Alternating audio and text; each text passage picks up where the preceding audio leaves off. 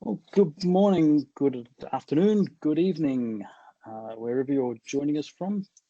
Welcome to the IPRRG webinar series. This is the fifth series in the fifth webinar in our series entitled "Context is Everything: Sampling for Area Freedom." My name's Darren Kritikos. I'm chair of IPRRG, and I'll be your host for today. I'd like to introduce Andrew Robinson. Who's our presenter. Andrew is the Managing Director of CEBRA, the Centre of Excellence for Biosecurity Risk Analysis, and is a Professor in Applied Statistics at the University of Melbourne. He's got a PhD in Forestry and a Master's in Statistics from the University of Minnesota, and has published 4 books, 90 research articles, and 50 CEBRA technical reports on various aspects of risk analysis and biosecurity. He's an elected member of the International Statistics Institute, and he joined the University of Melbourne in 2005 from the University of Idaho, where he was Associate Professor in Forest Inventory and Forest Biometrics. And Andrew spends much of his time thinking about biosecurity at national borders, including analysing inspection and interception data using statistical tools, designing and trialling inspection surveillance systems, developing metrics by which regulatory inspectorates can assess their performance, and discussing all of the above with interested parties. Before I hand over to Andrew, I'd just like to remind you to please use the chat function to let us know which country you're joining us from. And as we go along, if any questions, if you want to ask any questions of Andrew, please put them into the Q&A function, and we'll ask Andrew to respond after the presentation. So without further ado, I'll hand over to Andrew.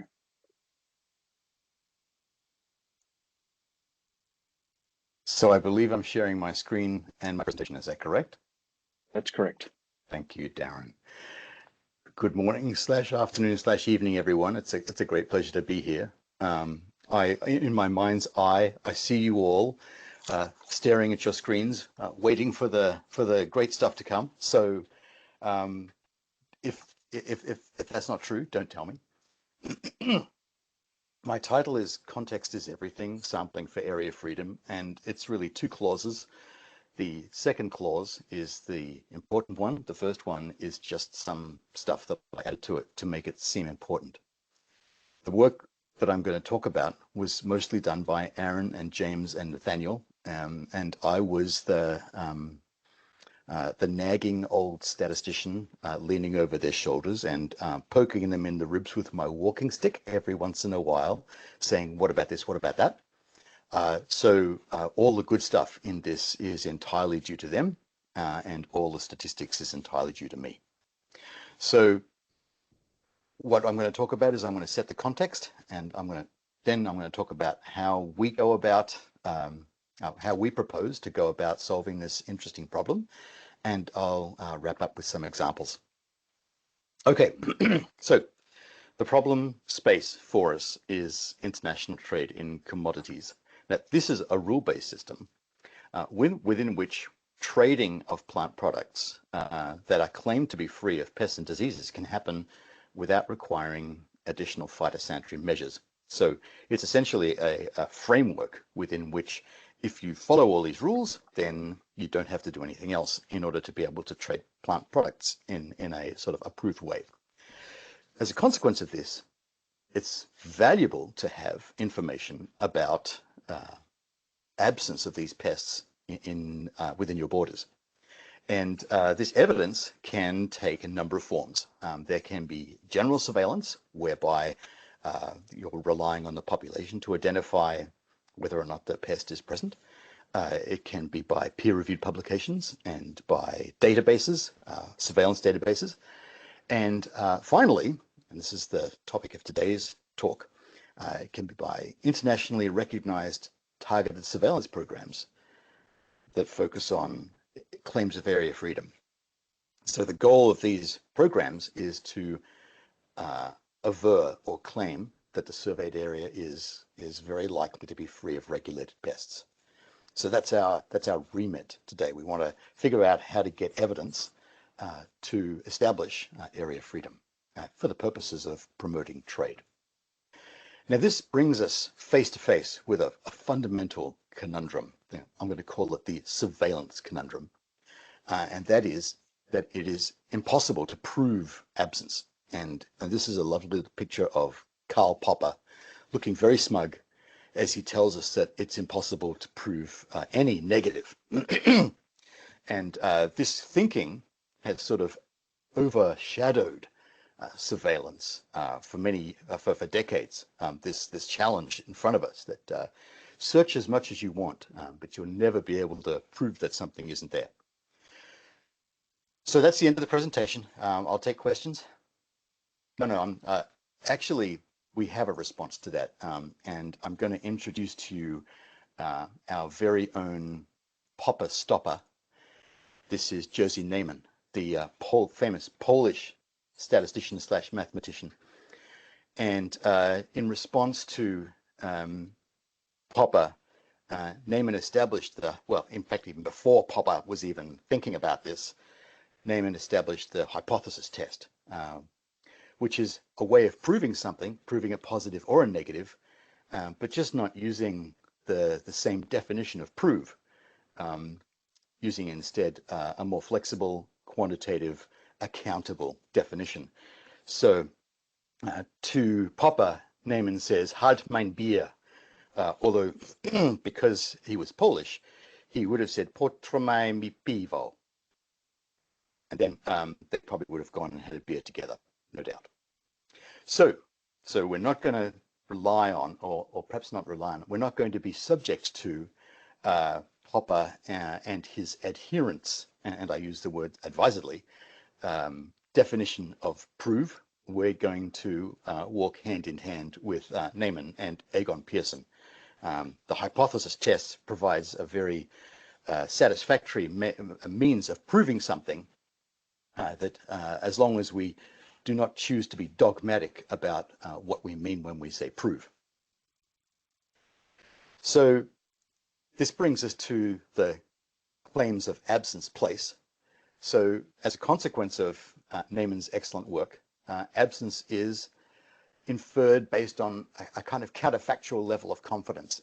That is, assume that the pest is there, what is the probability that we detect it? And that probability is almost like what Deborah Mayer refers to as the severity of the test.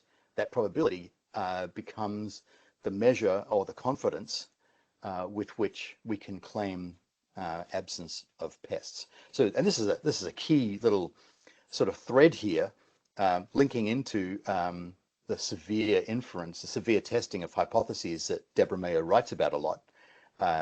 We translate the probability we would have detected it into a confidence given that we haven't detected it. It's a neat little sort of transition.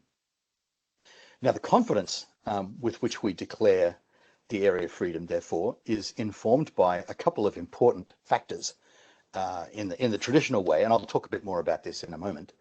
So we have the design prevalence, which I've indicated with P, and the surveillance sensitivity, which is S, and the surveillance effort, which is N.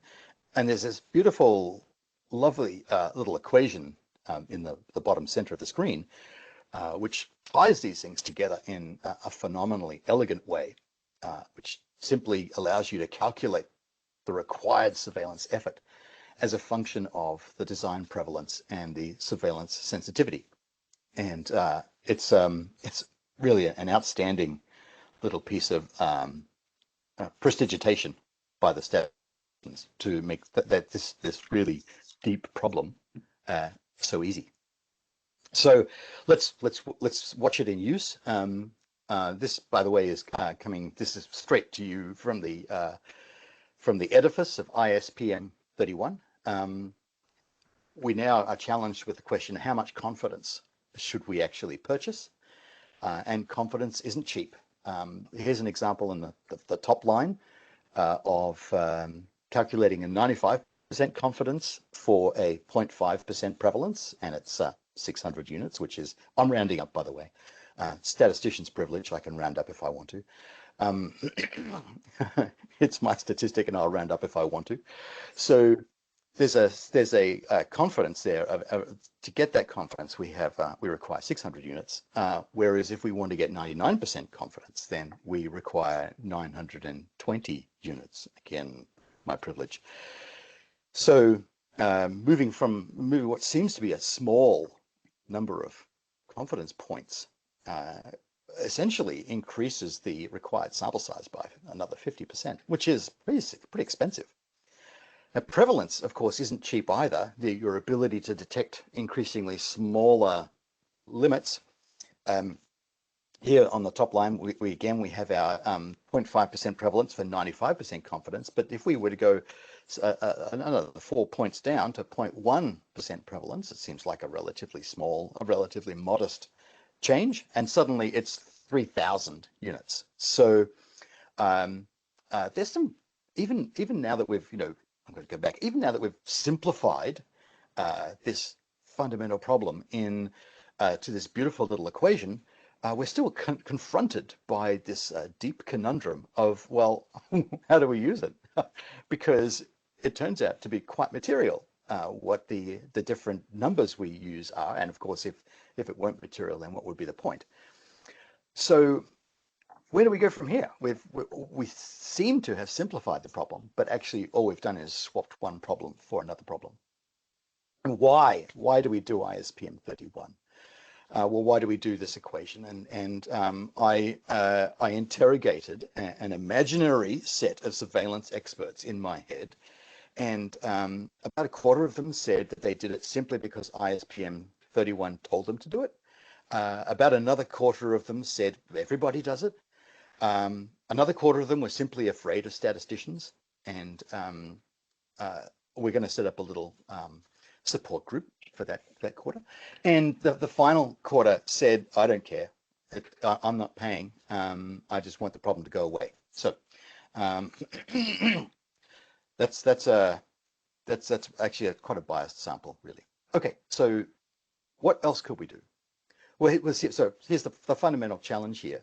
This approach, it blurs, well, the way we think about it in SEBRA is that the simple approach really blurs economics and biology in a conceptually really complicated way.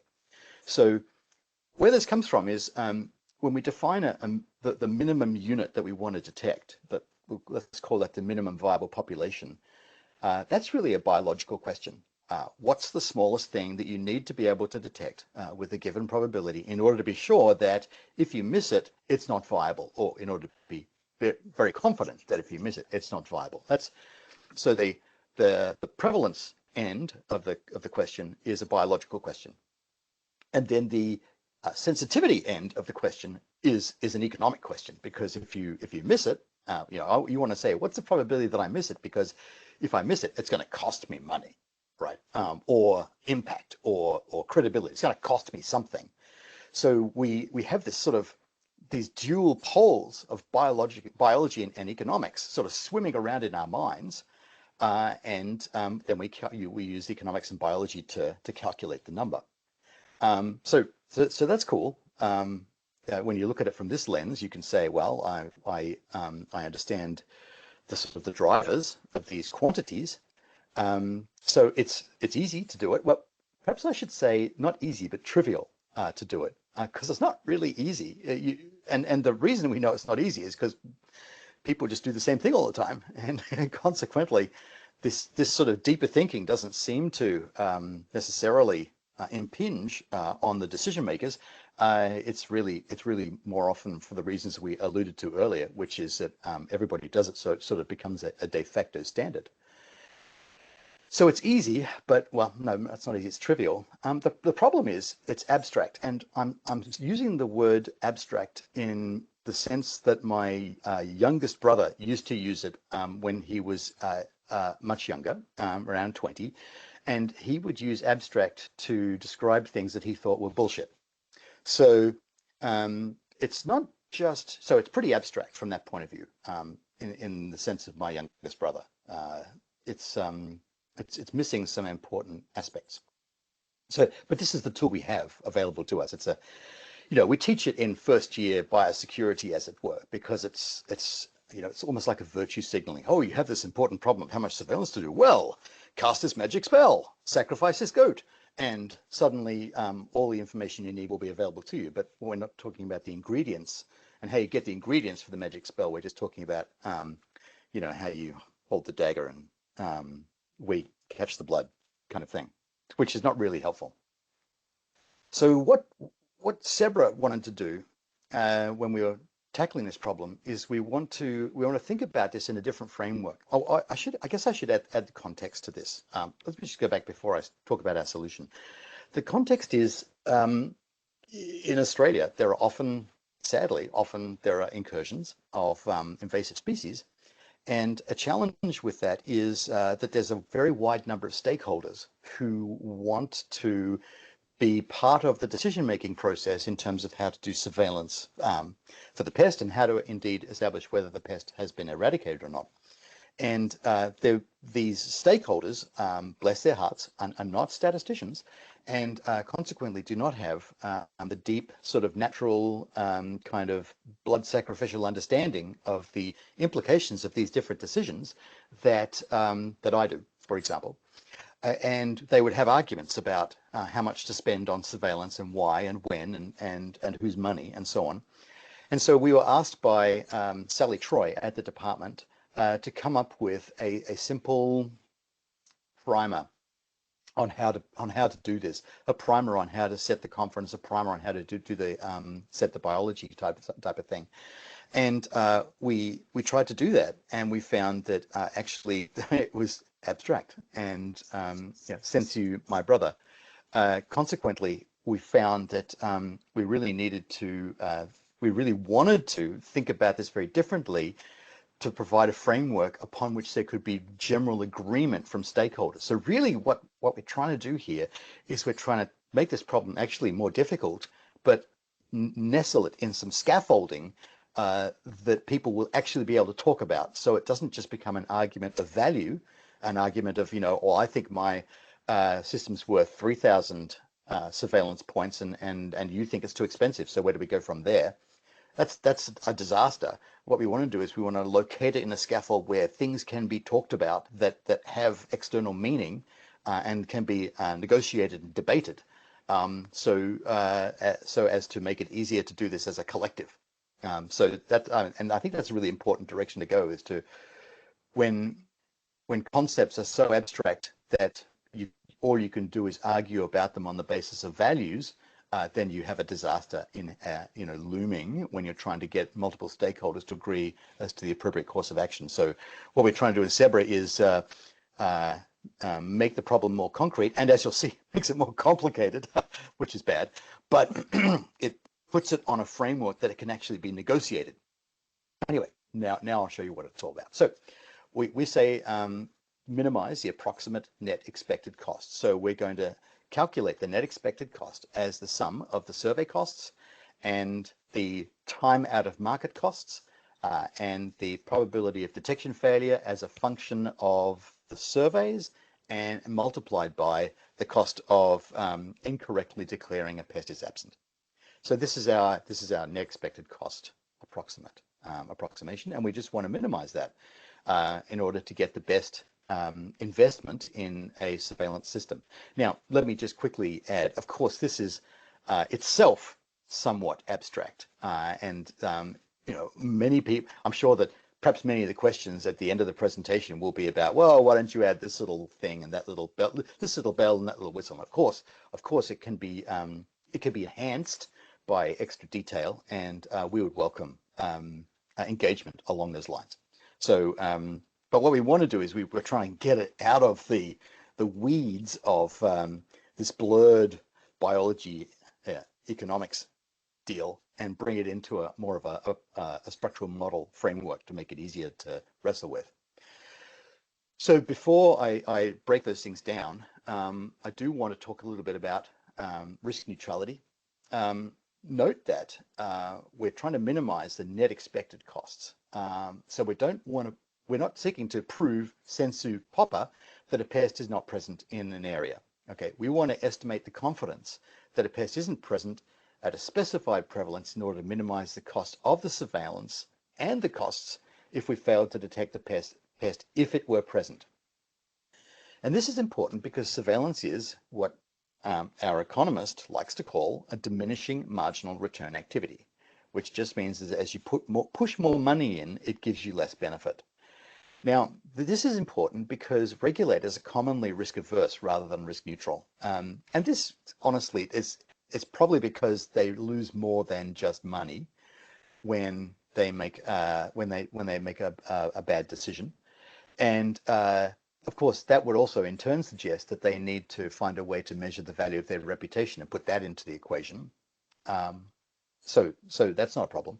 But what this means in practical terms is that they will spend more money now to more money than they may need to now to avert risk in the future. So I know. So just as a caveat here, I know that we in putting a purely economic lens on the impacts of, for example, failing to detect a pest, we are oversimplifying, and then we're saying, well, it regulators are risk averse, and we're saying that because we're oversimplifying, but there is a mechanism by which that could be corrected, and I think we would probably still find that they're risk averse, but that's just conjecture. And the other caveat I want to put in is that the other challenge here is it's not always the same money that we're taking as a pool from surveillance and putting into responding to an existing incursion. So again, we're looking at a whole of system level optimization, but in practical terms, oftentimes the surveillance comes from one pool and the response comes from another pool, and you can't. They're not really fungible. So I'm just quoting Brazil to excuse that that little caveat. Okay, so now I'm going to go into the equation, and I'm just going to skim through that really because I've already spent way too much time talking. And anyway, equations are boring. So the first thing we want to know is what are the surveillance costs? So this is going to require information about the surveillance infrastructure, the cost of inspection, so the cost of visiting, for example, this lovely trap here, which looks like, I mean, it's on quite a steep slope, so it would, maybe require rappelling. I don't know. I don't go into forests very often, so it doesn't look very welcoming to me. It looks kind of peaceful. There's also a labor cost. So what did I say that one already? Yes, there's a laboratory cost. If you arrive at the trap and you say you find a bug, which is the technical term for what you find, and then you may need to take it to the laboratory to squish it.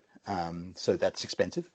And then also you need to estimate how many of the samples need to be tested in the laboratory. And these costs may increase linearly or non-linearly with the number of surveys, and that just comes down to the circumstance. We can allow for both. So, this is actually, so this is part of the equation, right? The next part of the equation is we need to know how good the surveillance is, and of course that may feed into how much effort we put into the surveillance. I'm going to define sensitivity as the probability that a diagnostic test, trap, or survey detects an object given that it's present. And we've got lots of factors on how to that affect how to estimate the surveillance sensitivity, and there's a list there: species traits, etc., etc., etc.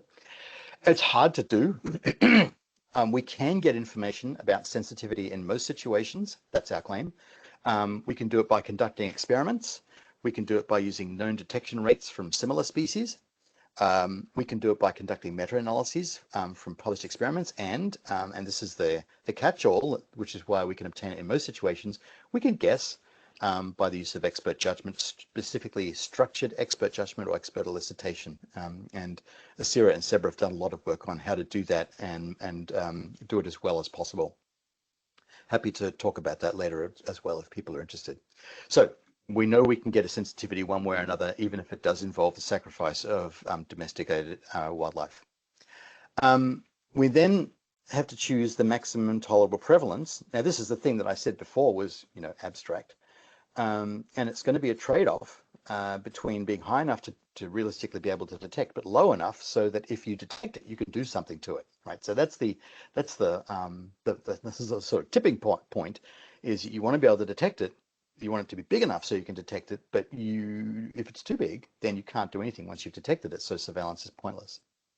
So it must be detectable, and it must be low enough that it's not going to have unacceptable impacts, and that action could be taken. So and also it should be acceptable to trading partners. So this is defining this as kind of a delicate balance between what you can get away with and what's economic. So what we do to solve that problem is we ask users to define the total susceptible population of hosts. And by the way, I'm adding that this is a host. This is a surveillance system for a host-based pest. It can be extended to non-host-based pests, but we're not going to do that here. In the region of interest, and then the maximum tolerable number that could be infected. So that's the smallest size of the infected population that must be detected.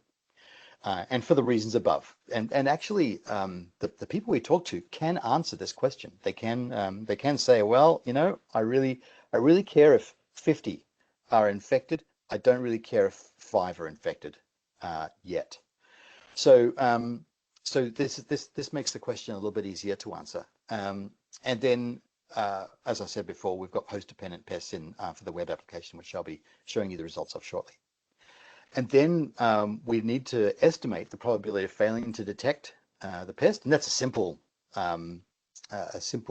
binomial probability based on the surveillance effort. This is familiar to people who think about surveillance systems. So I'll brush over it because there's nothing particularly new here. But essentially, I'm saying conditional on a surveillance system, we can estimate the probability that it fails to detect the pest if the pest is present at the minimum level. And this is where things start to get a little bit interesting. I guess I just said my presentation was boring up till now. The market impact, we set the market impact in order to say, well, if we fail, then what's the problem? So we're going to say that's the maximum of the minimum time that the region will be unable to export due to policy, for example. You know, what I'm saying here is that there's a minimum time period after which there is a detection of some pests within which sales cannot happen. And then we're going to say the reduction in price per unit that's caused by the restriction and the rate at which the commodity is exported. So it's a simple flow sort of equation that says you're going to lose money at a given rate every day, and we're going to multiply that by either the minimum time in which you can in which you're unable to trade, or the minimum time it would take you to sample your way out of the problem and demonstrate that there is no pest present. So, and we'll take whichever is the larger of those two. So that's the market impact equation. And now the costs if the freedom claim is wrong, and we're basically saying you're going to have to eradicate again. That's our conjecture. So eradicating again is the additional cost required to re-implement an eradication program, and then we also are out of the market for however long it takes to eradicate, and then we've got market losses as well. And we add the costs of conducting another round of surveillance and market access. Okay, so these, and of course, all of these aspects can be refined, but our goal is to get some simple placeholder stuff and scaffold this problem so that we can answer in a sort of agile way the deeper underlying challenges. So now I'm going to talk about two examples. The first one is a cocopod borer. I've been practicing this, so let's see if I can get it. It's Conopomorpha cramerella. Oh, look, I think I got that. It's a species of moth and a major pest of cocoa in Southeast Asia and the Pacific, possibly the major pest. It was detected in 2011 in an organic commercial cocoa plantation in far north Queensland, and there was eradication, and then they did surveillance activities conducted to declare proof of freedom. So they did pheromone trapping and visual surveillance of mature fruit and supervised cocoa pod processing. So this is the cocoa pod borer example. Now, I just want to say that there's much more detail about this in the report, and there's a link to the report at the end of the presentation. which I guess you can't click on because it's all on my computer, but that's okay. So I'm just taking the very highest level stuff here. In fact, I'm going straight to the solution. The optimum surveillance effort was 854 samples, assuming a sensitivity of 0.9, and about 1,500 samples if you assume a sensitivity of 0.5. So that translates into a confidence at a 1% prevalence of 0.9995 and 0.9901, and associated net expected costs of $415 and $698 respectively with those two sensitivity values. Okay, so in a nutshell, either 900 or 1,500, let's say, using my magical rounding up skills, depending on the sensitivity of the surveillance. They actually did 5,000 samples. So according to our thinking, the surveillance system was oversubscribed by a factor of, by a power of about 3. And there's two ways to interpret that, right? One way is to say, well, they did too much work. And the other way is to say, well, we didn't get the economics right in terms of the economics of loss. And in fact, the regulator is more conservative than we think because the regulator is also protecting a risk, protecting reputation and factoring reputation into it. But I don't think that they were quite as fastidious about the equations as we are being. So, in short, for some reason, they did 3 times as much work as our equation would suggest they should have. That's the first case study. The second case study is no, that's what the web application will provide you is a net expected cost in millions and a number of samples on the that's on the y-axis and a number of samples on the x-axis, and it takes all the information you provide to it and it calculates this curve. And the thing that's interesting here, the other thing I want to just draw your attention to is how very flat the curve is in the area of the optimum. And basically it's saying, look, according to the information we had available to us, you could do anywhere between 1,000 and 2,000 samples, and you're honestly still going to do pretty well. In fact, 5,000 samples is not necessarily a terrible idea relative to the loss. But what you really don't want to do is a small number of samples. So if you undercut the number of samples, then things get disastrous pretty quickly in terms of costs.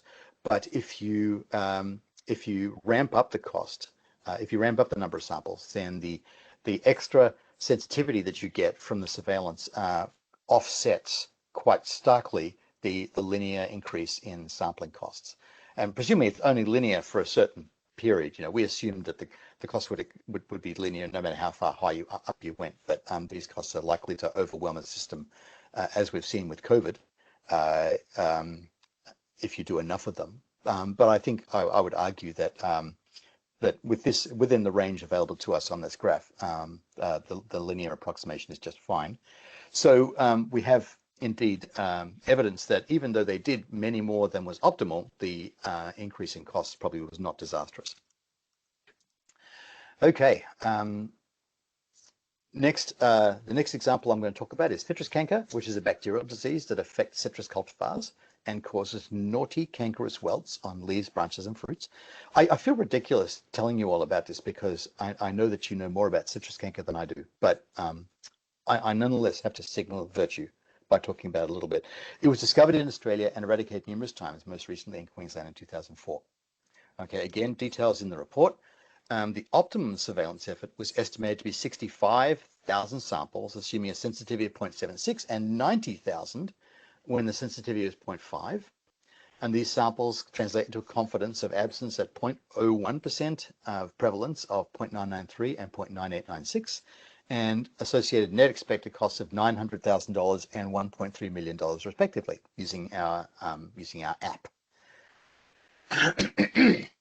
So the actual surveillance effort was, let's say, 240,000 commercial trees sampled. So again, it's about 3 times larger. Interestingly, consistent, which does make me wonder, you know, now that I think about it, whether we just need to put reputation in there as well. But anyway, setting that aside, once again, according to our net expected cost approach, there appears to be a substantial oversampling relative to what was needed in order to protect the industry from the costs of failing to detect the citrus canker. So I think this is just demonstrating the well understood and reasonable conservatism of Australian regulatory action in the field of biosecurity. So there's the graph, and we can see, I think we can see a greater distinction here between the two sensitivity curves. And we can also see that again, the region is, the curve is quite flat in the region of the optimum. I think this is actually quite characteristic, suggesting that doing too much work is not that great, but it's much better than doing too little. So these are, and again, it's an example of what we lovingly refer to in SEBRA as asymmetric loss, in which it's better to overestimate the effort than to underestimate the effort. Pardon me. So again, we've got another situation where there, relative to our understanding of the situation for the purely economic loss, more work was done than needed to be done. So where do we go from here? We've got some interesting directions to explore, and happy to talk to people about these. The first direction to go is that there's really two types of scenarios at play in this challenge. The first is when you want to establish pest freedom in an area where the pest has been detected and eradication has been attempted. So you know the pest was there at some point, and now you want to say, well, it's gone now. The second is when you want to establish pest freedom in an area where it hasn't been detected, but you think it might be there for other reasons. For example, that it was detected in a neighboring area. So there, in the first instance, your prior sort of, if I were to think about it from a Bayesian point of view, your prior distribution might be, well, I know it's been here, so I now need to sort of, the onus is on me to prove that it's not here.